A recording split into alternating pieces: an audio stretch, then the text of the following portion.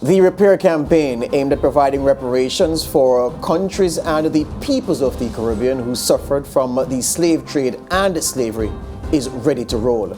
The man leading that campaign is the founder and chairman of the Digital Group, Denis O'Brien. He joins me today to talk about the design of that campaign and about his personal mission to turn activism for reparations into results. Denis O'Brien, thank you for joining me today. Thank you very much for having me. Great. The repair campaign, what is at the fundamental part of this campaign?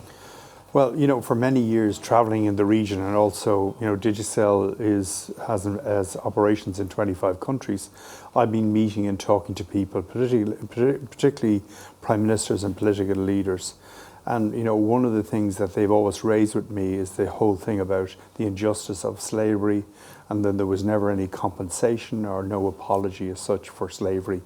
And, you know, this is kind of festered in the back of my head for many years.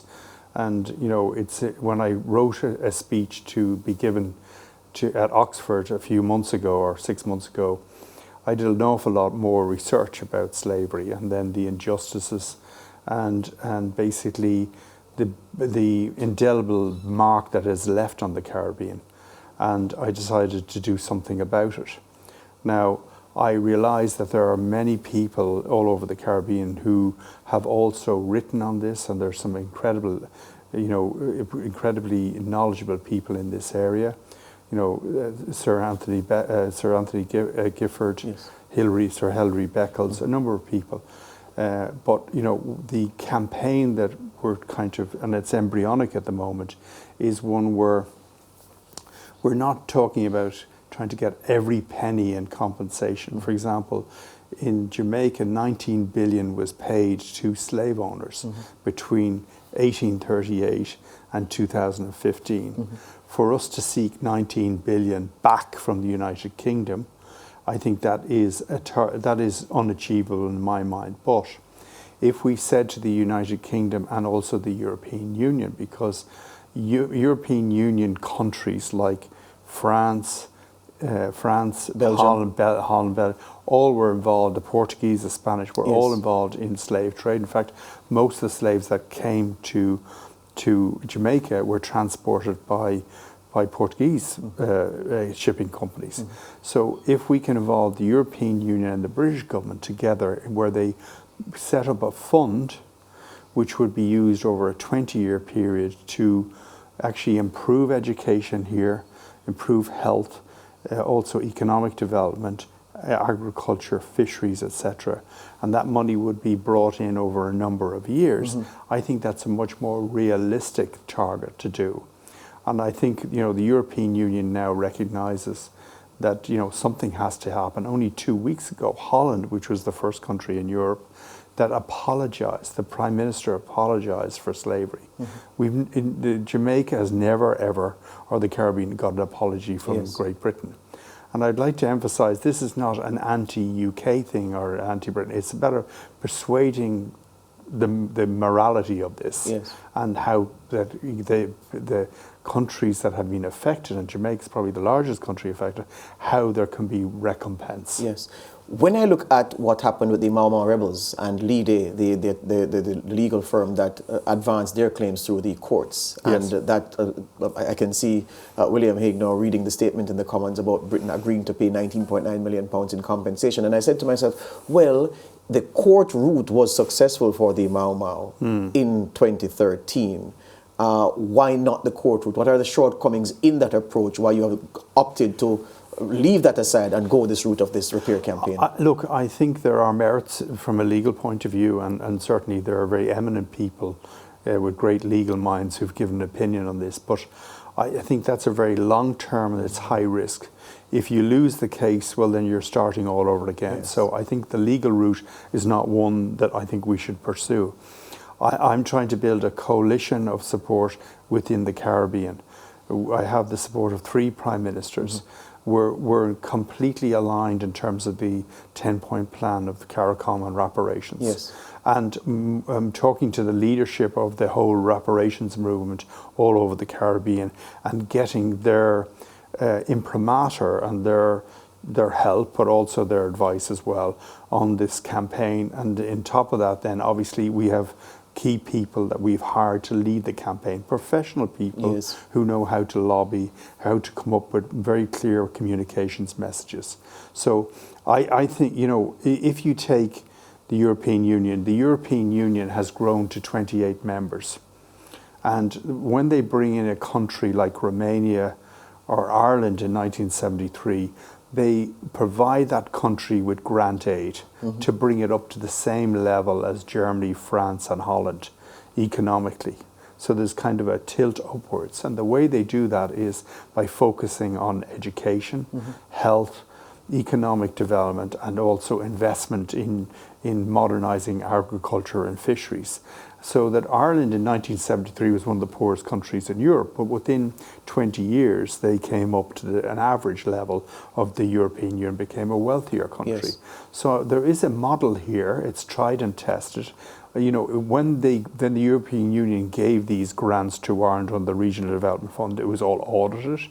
It didn't go into the central government coffers. It was targeted investment into key areas that helped the economy and grew our economy and modernised our economy. Yes. So I would see the same situation, say, for Jamaica, but also all the other countries, Antigua, Barbados, St. Vincent, all these other countries that were equally affected. And we are trying to quantify what is a realistic amount of money and a fair amount of money, a quantum, that each of these countries would receive over 20, 25 years.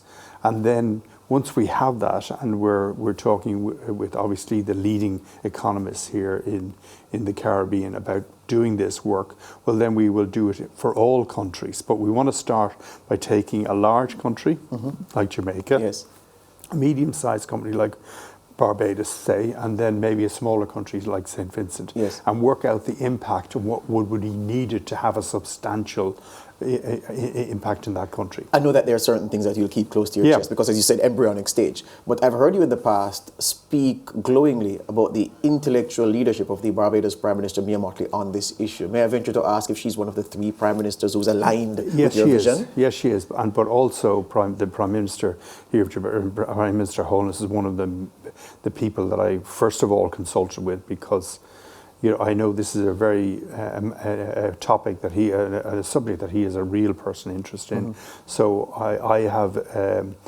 I've met him on a number of occasions to ask him his advice on how this could be put together. Same with Prime Minister Mottley, same with Prime Minister Ralph Gonsalves as well in St. Vincent. But I can't go to all countries. I'm trying to just get a template and a model that might work, and then to get the buy-in of all the political leaders and the whole of CARICOM. So this is at a very early level. So, you know, we need people to come with us, but also to help us define what we're seeking. Yes, you speak about the availability of templates to guide the process. And I have to ask then, what use, if any, is the April 10, 1998 Good Friday Agreement and the people who negotiated that, who could perhaps lend some guidance to this process? I think we're going to get an awful lot of support in the UK. You know, even if you look at the recent visit by members of the royal family here, I think that, you know, the royal family have actually taken the first steps to say that this was wrong. This is a very dark period of history. And if you land in Heathrow today and you drive into London through West London, all the buildings, the universities, you know, all these magnificent monuments are all paid for by slavery. So, you know, you just can't rule that out of, you know, history as such and say we got there on our own. Basically, 40% of Britain's GDP in the 1830s was because of slavery. So if you have free labour, you can build a hell of a country on the back of that, and that's what happened. So, you know, unfortunately, that if they apologise, they feel that is the opening of the dike as such. But if they apologise and say, look, let's be realistic here, we won't give you the 19 billion back, Jamaica, but we will provide funding with the European Union because they were their member states were equally culpable. Yes. And on a long-term basis, that's going to transform the economy of Jamaica. When Jamaica got its independence in 1962, they were thrown the keys by the United Kingdom, but the cupboard was bare. Yes. So if you look at Jamaica, all the economic development and social development has been using borrowed money in the international markets. And, you know, that has slowed the economic development. So if Jamaica grows at 2.5% this year, you know, if you had proper funding that is grant aided funding, that could become 5. Yes. Okay, and it would become a more knowledge-based economy. So there is a lot of things to play here that will come about if this happens. Yes. Lastly, I know that two people who, based on the history and your comments about them, have impacted and shaped your life. Yeah. Talking about O'Connell back in the day and Lord Sligo. Yes. And two Irishmen who did a lot for the advancement of the interests and the welfare of slaves. This mission that you're undertaking, are you hoping to make a mark in this small way, in the way that Lord Sligo and O'Connell did so many years ago? Look, you know, I have a great love for Jamaica. I have a love for the Caribbean, and I've been very fortunate to be able to invest in this region. And, you know, I think this is a particular issue that needs to be dealt with. I'm not saying that this is going to be easy. This is going to be a 2, 3, 5-year campaign. But I think if we can bring everybody together into a big church and all have an agreement on what we're looking for, I think that can have a significant impact. So, you know, it may be my successors, you know, whoever that person is, maybe will keep the work going. But I think the first thing is we need a united front. I think we need strong political leadership, and we already have that with your own Prime Minister here in Jamaica, who's been absolutely brilliant. And also Sir Anthony Gifford, Sir Hilary Beckles, people like that, and also the Council for Reparations. You know, there's a coalition here, but I think we need to say, well, what are we asking for? If we ask for everything that was taken away, the 19 billion, you know, given to slave owners back, I don't think we're going to get there. So we need to come up with something that is realistic, but also very fair, but also transformative from an economic development point of view and a social economic development point. Excellent. And, you know, if you take Jamaica today, the strides that Jamaica has made in the last 5-7 years has been amazing. And, you know, the fact that the debt to GDP has come in from 130% now to 94-96% despite COVID is absolutely, you know, so there's a real base there to move Jamaica into a knowledge-based economy, and I think that's going to happen. Excellent. You speak of a broad church. I think of my favourite British parliamentarian, Jacob Rees-Mogg from Somerset North East. Thank you very much for your time, Dennis. All the best to you. Thank you very much. Tthank you. Good. That's the first segment of the conversation. Back with more after these.